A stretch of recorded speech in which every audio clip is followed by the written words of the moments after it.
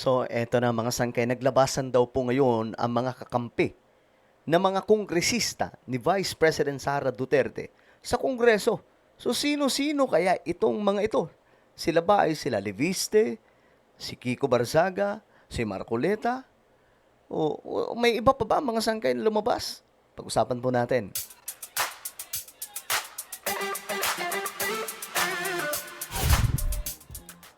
Yo guys, what's up? This is me. We are back dito sa ating YouTube channel. Kamusta po kayong mga kababayan? Mga solid sangkay. At ito pag-usapan po natin ngayon, mga sangkay, itong pambihirang balita na may mga naglabasan na daw po na iba pang mga kakampi si VP Sara sa Kongreso. Sino-sino kaya itong mga sangkay, no? Okay, tingnan po natin. Anyway, bago tayo magpatuloy sa mga hindi pa po dyan nakakapag-subscribe sa ating YouTube channel, makikita nyo po yung subscribe button sa baba ng video na to. I-click nyo po yung subscribe, i-click ang bell, at i-click nyo po yung all. Sa mga nanonood po sa Facebook, syempre, i-follow nyo po yung ating Facebook page. Alright, mga sangkay. So, ito nga po ang ganap ngayon. Tingnan po natin itong balita na mayroon daw pong mga kongresista na ngayon ay umaangal, mga sangkay, tungkol po dito sa impeachment proceedings na ginagawa po sa Kongreso. Nako. Mukhang interesado ako dito Sino kaya ito? Ito, tingnan po natin. Ayan. Ilang mga mambabatas daw po ito. Sa kabila ng mga notice of disallowance mula sa COA at mga umano'y ebidensyang bit-bit ni dating Senador Antonio Trillanes, nakahanap pa rin ng kakampi si VP Sara sa ilang kongresista. Now, sino ba to? Sila Marcoleta pa ba ito? Sila Leviste pa ba ito? Sino-sino pa kaya ito mga sangga, no? Narito ang agenda report ni Janina Vela, live nag-uulat mula sa Batasang Pambansa. Janina? Corina, mga isyong legal ang lumutang sa nagpapatuloy na pagdinig ng impeachment laban kay Vice President Sara Duterte, kabilang ang due process at bank secrecy law. Ginigiit ng ilan sa kanila na dapat hindi inilabas ang mga financial transactions ng VP.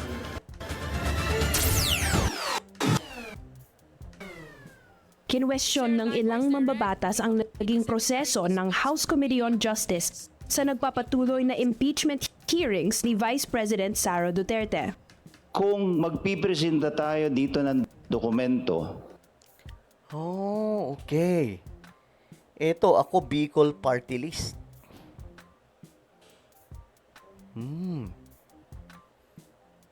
Interesting, mga sangkay.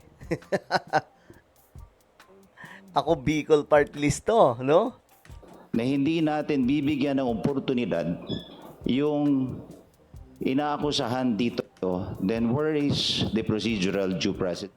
Since the start of the presentation of witnesses and evidence, we've been sending notices to the Vice President, to the respondent, and as a matter of fact, even after every resource person, we are calling the Vice President to check. Actually guys, totoo yun mga sangkay, no? Kasi ang pinupunto ng kongresista na yon, hindi po pwedeng maglatag daw po ng mga ebidensya. Kagaya po niya, may mga resibo nang wala daw po doon yung inaakusahan. Kasi napaka-unfair daw po nun, hindi makasagot. Kaya nga lang, ang reason naman po dito, ang sinasabi ng committee na ito, mga sangkay ni Luistro, lagi po nilang ina-update ang ating Vice Presidente na mag-attend ng impeachment proceedings. Pero hindi daw po dumadalo. At siguro naman, common sense. Nakikita din po natin yun, mga sangkay. Again, wala po akong problema kay VP Sara, pero ito po ay tinatalakay po natin. Kasi ito yung nakikita natin, di ba? Hindi po siya uma-attend. Hindi po siya dumadalo. Kaya nga sabi ng iba, natatakot daw po si VP Sara. if she is present. No-show pa rin ang VP mula nang magsimula ang mga pagdinig noong Marso. 'Di ba? Since March. Hindi nagpakita si VP Sara. At maging yung pinakahuling impeachment hearing, nandyan po yung upuan bakante para sa kanya. Katabi pa po siya ni Representative Abante. Ayan, Honorable Sara Duterte, Vice President. So bakit? 'Di ba? Bakit wala siya doon? Bakit hindi uma-attend? Ang makakasagot niyan si VP Sara. Pero yun nga, kine-question ng ilang kongresista. Pero bukod sa usapin ng due process, natalakay din ang bank secrecy law. I'm worried that the discussion might lead somewhere na pinagbabawal ng bank secrecy law.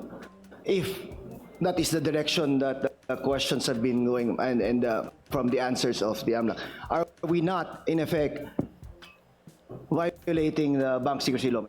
Sa ilalim ng bank secrecy law, hindi maaaring basta imbestigahan o silipin ang mga bank account nang walang court order or consent ng depositor. Pero paglilinaw ni Committee Chair Jervil Luistro, The subject matter of the subpoena issued by the Justice Committee are not bank records. Instead, it is AMLC report. AMLAC report. So yun po ang pinagdidiinan mga sangkay ng House Justice Committee. Wala pa pong iniimbita na mga opisyal ng mga bangko. Mula pa lamang po ito sa AMLAC. No? At ang tingin ko dito mga sangkay, natatakot po sila sa posible pang malalaman ng taong bayan. Kasi ang laki. Imagine niyo 6 billion. My goodness. Talagang malulula ka mga sangkay, 'di ba? Uncovered in suspicious transactions. Para kay Luistro, malinaw ang kanilang papel. Suriin ang ebidensya, hindi humusga, kundi tukuyin kung may probable cause ang impeachment case. Corina? Maraming salamat. Okay, totoo naman yun mga sangkay. Ebidensya po talaga. Ako, sabi ko nga, ulitin ko lang. Kung wala pong kasalanan si VP Sara, ipagtatanggol pa po natin. Pero kung may kasalanan po siya at makikita po yung mga ebidensya, kagaya po niyan, mga sangkay, yung AMLAC, nakitaan nila na mayroon pong 6 billion. Labas-pasok po yan sa account daw po. Account nila VP Sara. So, mapapatanong ka saan ang gagaling yun, di ba?